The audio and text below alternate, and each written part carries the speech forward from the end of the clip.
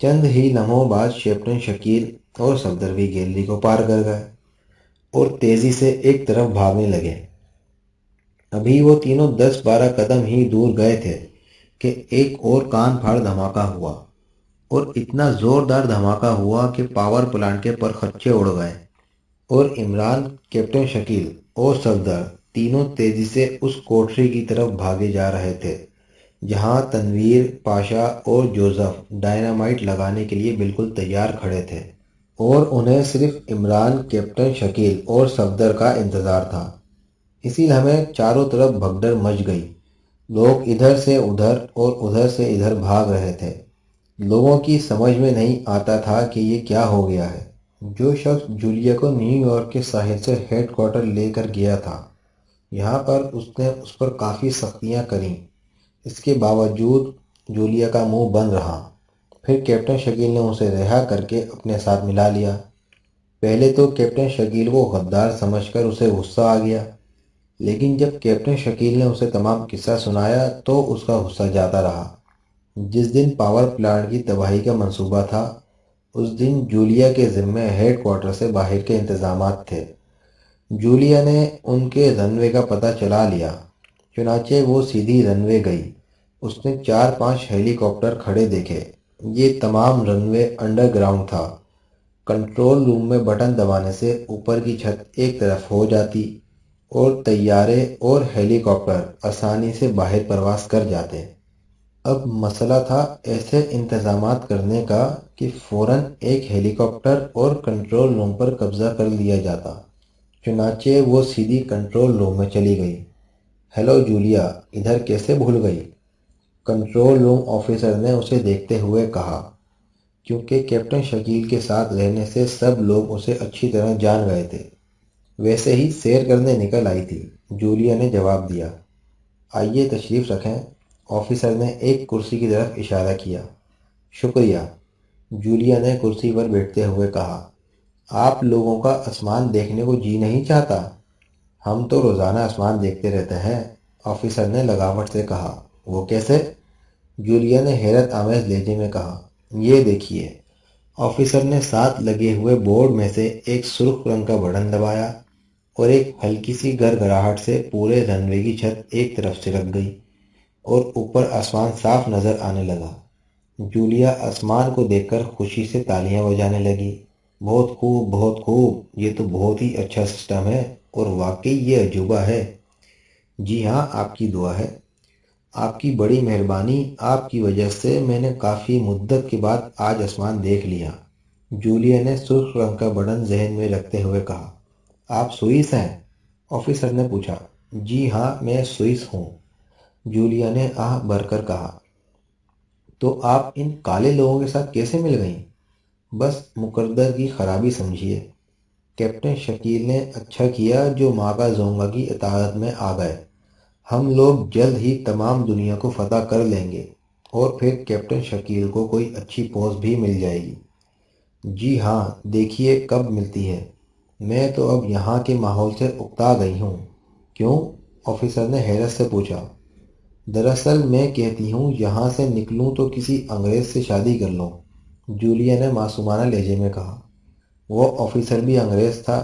یہ سن کر وہ پوری طرح سنبھل کر بیٹھ گیا۔ انگریز سے کیوں؟ دراصل مجھے انگریز اچھے لگتے ہیں، بااصول، قناعت پسند اور رومانوی طبیعت کے مالک۔ جولیا نے اس کی طرف غور سے دیکھا اور مسکرا دی۔ لیکن کیا کیپٹن شکیل اس کو گوارا کریں گے؟ ارے شکیل کی پرواہ کون کرتا ہے، یہ تو مجبوری تھی جو میں نے ہاں کر دی، ورنہ ایسے لوگوں کی طرف تو میں آنکھ اٹھا کر بھی نہ دیکھوں۔ آپ فکر نہ کریں، بندہ ہر طرح کی خدمت کے لیے حاضر ہے، آفیسر نے بالکل لٹو ہوتے ہوئے کہا۔ اب وہ جولیا کے جسم کو بھوکی نظروں سے دیکھ رہا تھا۔ اس کے دیکھنے کا انداز کچھ ایسا تھا جیسے وہ اسے کچا ہی کھا جانے کا ارادہ رکھتا ہو۔ شکریہ، میں آپ کے بارے میں بھی غور کروں گی، آپ بھی تو انگریز ہیں، جولیا نے کہا۔ جی ہاں، آپ فکر نہ کریں، میں ہر طرح سے آپ کی خدمت کروں گا۔ نہیں، فکر نہ کریں، آپ تو ویسے بھی مجھے اچھے لگ رہے ہیں، جولیا نے آخری پھندہ کستے ہوئے کہا۔ اب آفیسر پوری طرح پھندے میں آ چکا تھا۔ میں نے آج تک ہیلی کاپٹر اندر سے نہیں دیکھا۔ آپ مجھے ہیلی کاپٹر دکھا کر میری یہ حسرت پوری کریں گے؟ ضرور ضرور، آئیے، یہ کون سی بڑی بات ہے، آفیسر نے اٹھتے ہوئے کہا۔ وہ اور جولیا نکل کر رن وے پر کھڑے ہوئے ایک ہیلی کاپٹر کی طرف بڑھ گئے۔ یہ ہیلی کاپٹر رن وے کے ایک کونے میں کھڑا تھا۔ اس آفیسر نے جولیا کا ہاتھ تھام لیا اور آہستہ آہستہ دبانا شروع کر دیا۔ جولیا نے کوئی اعتراض نہیں کیا، بلکہ آہستہ آہستہ مسکراتی رہی۔ وہ دونوں ہیلی کاپٹر کے پاس پہنچ گئے۔ آفیسر نے جولیا کو ہیلی کاپٹر کا دروازہ کھول کر اندر بیٹھنے کا اشارہ کیا اور جولیا اچھل کر اندر بیٹھ گئی۔ آفیسر نے اسے اچھی طرح سمجھایا کہ کس طرح ہیلی کاپٹر چلتا ہے اور کس طرح پرواز کرتا ہے۔ کافی دیر تک وہ اسے سمجھاتا رہا، پھر وہ جولیا کا بوسہ لینے کے لیے جھکا، لیکن جولیا نے اسے ہٹا دیا اور خود دروازہ کھول کر باہر نکل آئی۔ آفیسر بھی دروازہ کھول کر باہر نکل آیا۔ جولیا نے ہیلی کاپٹر کی پوزیشن کو اچھی طرح سمجھ لیا۔ چلانا تو اسے پہلے ہی اچھی طرح جانتی تھی۔ دراصل وہ دیکھنا چاہتی تھی کہ ہیلی کاپٹر کی ٹنکی میں پیٹرول کتنا ہے، اور اس نے دیکھ لیا کہ ہیلی کاپٹر کی ٹنکی بھری ہوئی تھی۔ اسے اطمینان ہو گیا کہ اب وہ اور آفیسر دوبارہ کنٹرول روم کی طرف جا رہے ہیں۔ کنٹرول روم میں جا کر وہ کافی دیر بیٹھی رہی۔ اچانک ایک زوردار دھماکہ ہوا اور سب لوگ اچھل پڑے۔ سارے لوگ سراسیمہ ہو کر کنٹرول روم سے باہر نکل آئے۔ جولیا سمجھ گئی کہ وہ پاور پلانٹ تباہ ہو چکا ہے۔ سب لوگ حیرانی سے ادھر ادھر دیکھ رہے تھے۔ ان کی سمجھ میں نہیں آیا کہ یہ دھماکہ کیسا ہوا۔ چند ہی منٹوں بعد اور زوردار دھماکہ ہوا اور پاور پلانٹ کی طرف آگ کے شعلے بلند ہوتے نظر آئے۔ تھوڑی دیر بعد سب لوگ بھاگتے ہوئے ادھر ادھر نظر آئے۔ کسی کی سمجھ میں کچھ نہیں آ رہا تھا۔ اب جولیا آہستہ آہستہ ہیلی کاپٹر کی طرف کھسک رہی تھی۔ جوزف، تنویر اور ناشاد ڈائنامائٹ کے بنڈل اٹھائے کان کی طرف چلے گئے۔ وہ عام لوگوں کی نظروں سے چھپ کر جا رہے تھے، عام راستے سے ہٹ کر۔ وہ ایک چھوٹی سی گیلری سے گزرے۔ ان کی حالت ایسی تھی جیسے مزدور ہوں۔ وہ سر جھکائے آہستہ آہستہ چل رہے تھے۔ کان کے پاس پہنچ کر انہوں نے ایک اکیلی جگہ پر بھاری بھاری مقدار میں ڈائنامائٹ لگا دیا اور اس پر ایک چھوٹی سی مشین فٹ کر دی۔ یہ مشین وائرلیس سسٹم پر کام کرتی تھی۔ وائرلیس پر جب مخصوص فریکوینسی ملائی جاتی تو اس مشین کا بٹن دب جاتا اور ڈائنامائٹ پھٹ پڑتا۔ کان کے قریب ڈائنامائٹ دفن کرنے کے بعد وہ ماکا زونگا کے خاص رہائش گاہ اور دفاتر کی طرف چل پڑے۔ راستے میں انہیں ایک آفیسر نے روک لیا۔ کون ہو تم اور کیا لیے جا رہے ہو؟ ہم مزدور ہیں اور یہ سامان دفتر پہنچانا ہے، تنویر نے کہا۔ دکھاؤ مجھے یہ کیا ہے۔ آفیسر کوئی فرض شناس معلوم ہو رہا تھا۔ تنویر نے ڈائنامائٹ کا بنڈل نیچے رکھا اور پھر اچانک اچھل کر آفیسر کو زور سے ٹکر ماری۔ آفیسر کو ٹکر چونکہ غفلت میں لگی تھی، اس لیے وہ زمین پر جا گرا۔ زمین پر گرتے ہی تنویر نے اس کا گلا دبوچ لیا۔ آفیسر نے کافی جدوجہد کی، لیکن تنویر نے اسے اس وقت چھوڑا جب اس کی روح قصب سے انفریز کو پرواز کر چکی تھی۔ تنویر نے اس کی لاش اٹھا کر ایک طرف کونے میں ڈالی اور خود بنڈل اٹھا کر آگے چلے گئے۔ دفاتر کے قریب پہنچ کر انہوں نے ایک اکیلی جگہ پر ڈائنامائٹ کا پورا بنڈل زمین پر دفن کر دیا اور اس پر بھی وہی مشین فٹ کر دی۔ یہ مشین چھوٹی سی تھی اور سرسری طور پر بھی دیکھنے سے بالکل محسوس نہیں ہوتی تھی۔ اب ان کا آخری نشانہ ان سب کی رہائش گاہیں تھیں۔ وہ تینوں تیسرا بنڈل اٹھائے رہائش گاہوں کی طرف چل پڑے۔ یہ بنڈل جوزف نے اٹھایا ہوا تھا۔ وہ تینوں آہستہ آہستہ رہائش گاہوں کے قریب ہوتے جاتے تھے۔ رہائش گاہوں پر پہرا تھا۔ اچانک ایک پہرے دار نے انہیں روک لیا۔ اس کے ہاتھ میں ایک مشین گن تھی۔ کون ہو؟ ادھر کیوں جا رہے ہو؟ ہم اپنی خالہ کے گھر جا رہے ہیں، تمہیں کوئی اعتراض ہے؟ نشاد نے مزاحیہ لہجے میں کہا۔ چوکیدار بھی جوزف کی طرح ہٹا کٹا نظر آ رہا تھا، اس لیے جوزف کے ہاتھوں میں کھلجلی ہونے لگی۔ اس نے چپکے سے وہ بنڈل تنویر کے ہاتھ میں دے دیا اور فوراً آگے بڑھ کر چوکیدار کے قریب چلا گیا۔ ذرا ایک منٹ میری بات سنو، جوزف نے اسے کہا۔ کیا بات ہے؟ اس نے اکھڑے ہوئے لہجے میں کہا۔ تم سنو تو صحیح۔ دراصل جوزف اسے ایک طرف آڑ میں لے جانا چاہتا تھا۔ چوکیدار جوزف کے ساتھ چل پڑا۔ ایک طرف لے جا کر جوزف نے اسے کہا، ذرا سنبھل کر مسٹر، اور پھر چوکیدار کی ناک پر زوردار مکہ پڑا اور چوکیدار لڑکھڑایا۔ خوب، تم میں تو کافی جان معلوم ہوتی ہے۔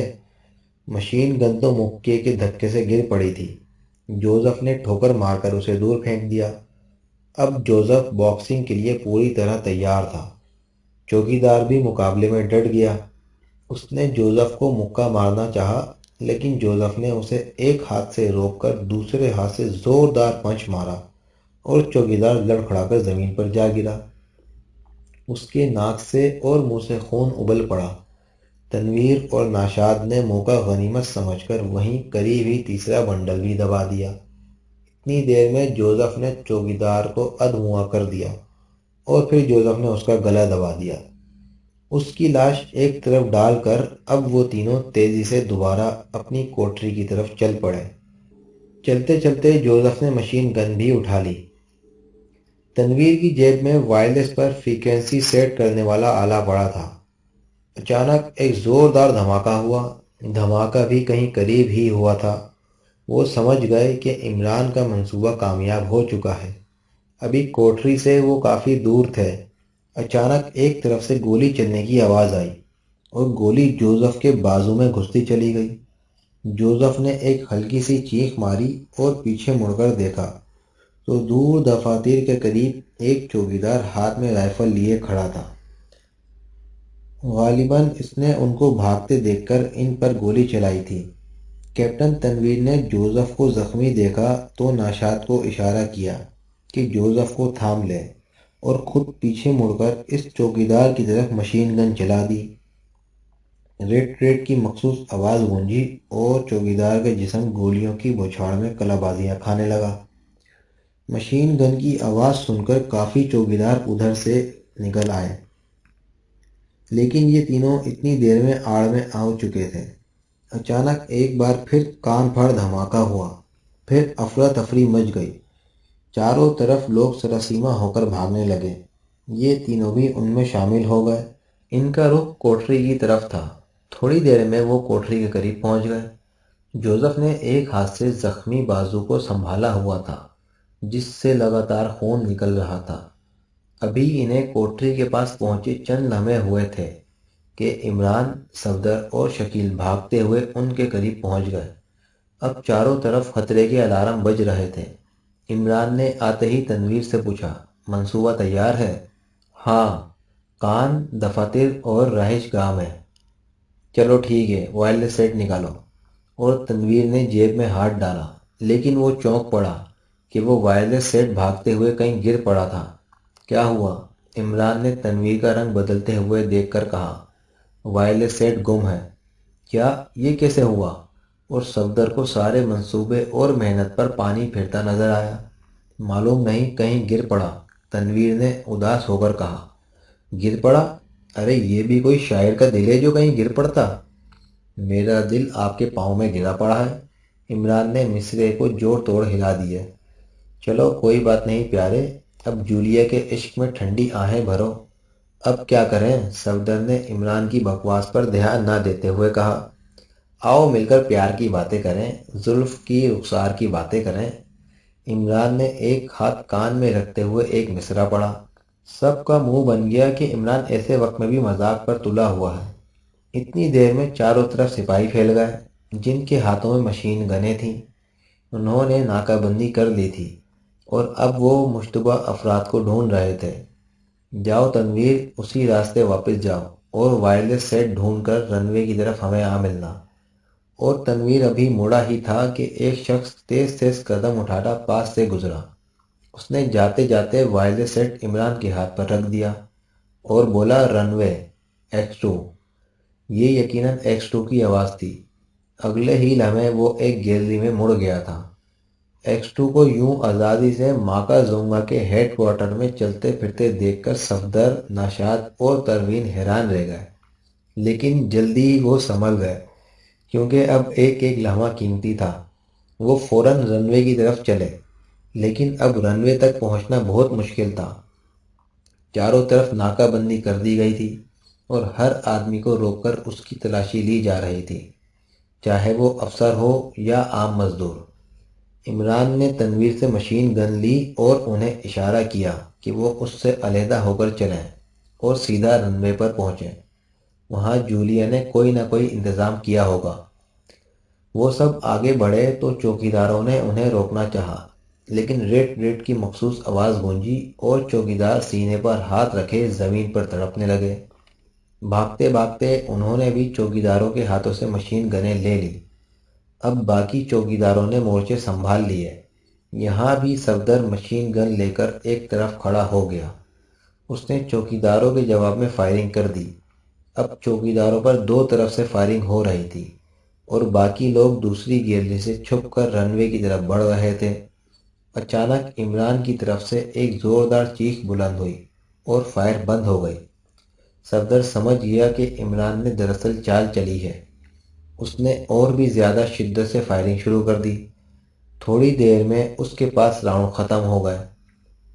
अब उसने मशीन गन फेंकी और एक तरफ भागा, लेकिन मोड़ मुड़ते ही तीन आदमियों ने उसे अपने शिकंजे में कस लिया। लेकिन सफदर तीन आदमियों के बस का नहीं था। चुनाचे अपनी कोहनी एक की पसलियों में इतने जोर से मारी कि वो चीख मारकर जमीन पर बैठ गया।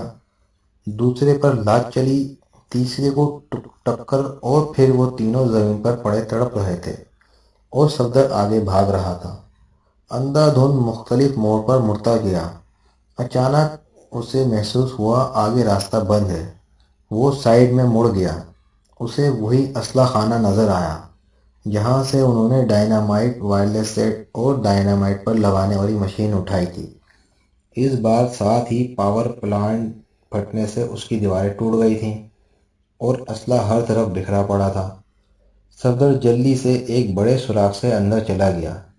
उसने डायनामाइट के 3 बंडल उठाए, उन्हें खाली पेटियों के ढेर के पीछे रख दिए और उन पर मशीन फिट कर दी। बाकी असले में से एक मशीन गन उठाकर उसने हाथ में ले ली। 10 दस्ती बम उसने अपनी जेब में डाल लिए और फिर रनवे की तरफ चल पड़ा। अब असला खाने से उसे रास्ता आता था। चुनाचे वो छुपता छुपता रनवे के करीब पहुंच गया। रनवे पर तमाम पहरा लगा हुआ था।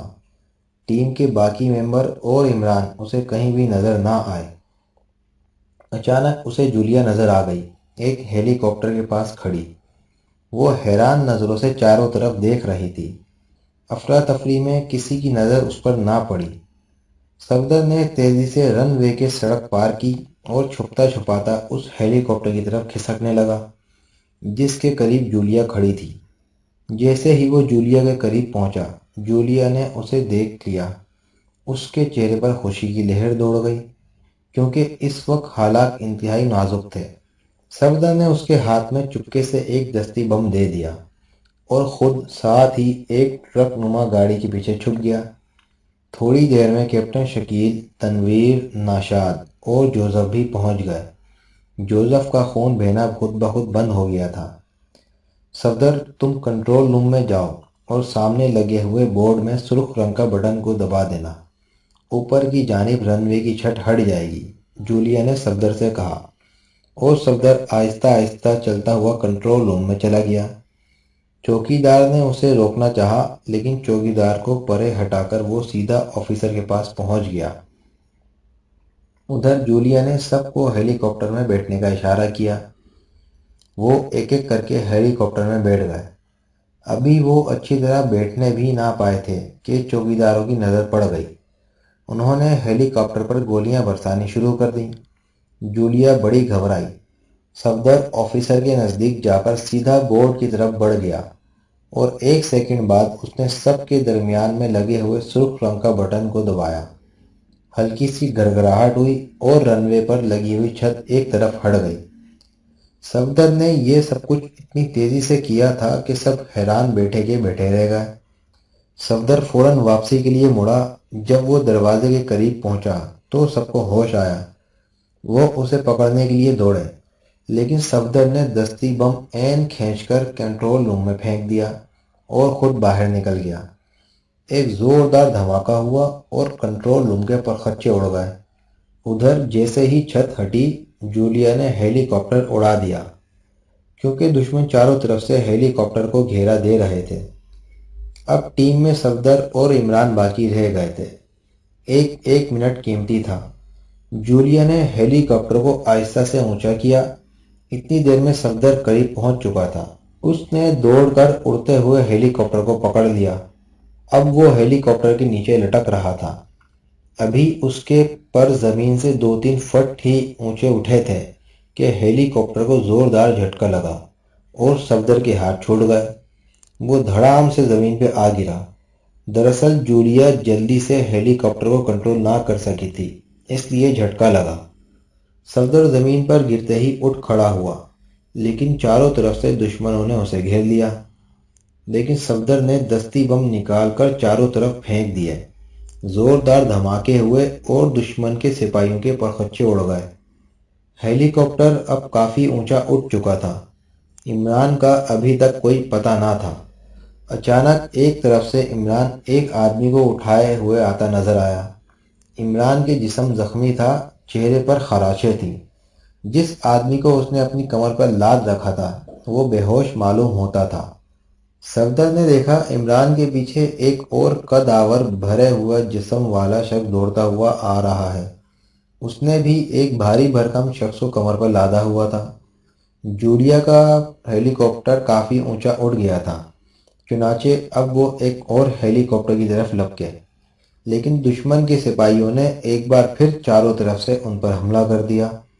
عمران اور اس دوسرے شخص کو، جسے صفدر نے پہچان لیا کہ یہ وہی شخص ہے جس نے انہیں وائرلیس سیٹ دیا تھا اور جو یقیناً X2 ہے، انہوں نے اپنی کمر پر لادے ہوئے آدمیوں کو زمین پر زور سے پٹخا اور دشمن سے دس بدس لڑنے لگے۔ عمران کے جوہر دیکھنے کے قابل تھے۔ زخمی ہونے کے باوجود بھی وہ بے انتہا پھرتی سے لڑ رہا تھا۔ ادھر X2 کے زوردار مکوں نے حشر برپا کر دیا۔ صفدر بھی حتی المقدور لڑ رہا تھا کہ اوپر سے جولیا نے انہیں دیکھ لیا۔ اس نے ہیلی کاپٹر کو نیچے اتارا اور کیپٹن شکیل نے مشین گن سے دشمنوں پر گولیاں برسانی شروع کر دیں۔